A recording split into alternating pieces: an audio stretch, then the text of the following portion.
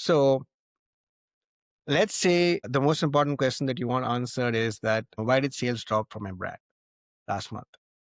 And this is credit to the human mind, the fact that such a complex thing that we've internalized, it seems simple for someone from the outside. So let's say you're talking about a CPG brand and you ask a question, why did sales drop? So let's put the quantitative lens to it and let's put the subjective lens to it. The quantitative lens says that do a drill down, figure out, you might want to split your brand into different regions or provinces or different SKUs. So figure out mathematically which is the largest contributor to the loss in terms of the province and the SKU. So there you go there. Then you figure out what are the different input metrics that are potentially could impact the loss in sales.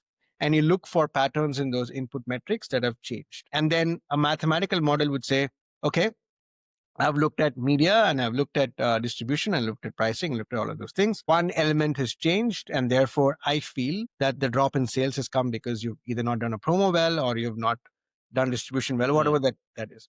And that seems like a simple mathematical model to do, but we know reality is not that way. And that's why you need an expertise layer. Because what you also need to understand is that if there are 5 or 6 input variables that are potentially causing an impact to the sales, what kind of deviation in that input variable is considered to be standard and non-standard? So you need to know that. Your distribution goes up by 5% last month, and that's why, or went down, and that's why you lost. Maybe distribution goes up and down 5% every month. So it's within the margin of error. So you need to know that. That's subjective. You also need to know whether the sales loss happened as an aberration last month or has been happening is it a trend that's been happening? So is it a slope? So you also need to know the slope of what's happening, because depending on the slope, you should know that different input elements impact short term and different input elements impact long term. So a fill rate issue or a supply issue can affect 1 month, but it cannot be a perennial problem. Or if your brand has been losing market share or sales over a period of 3 or 4 months, then you know for a fact that it's not because of something that happened last month. It's something that's happened before.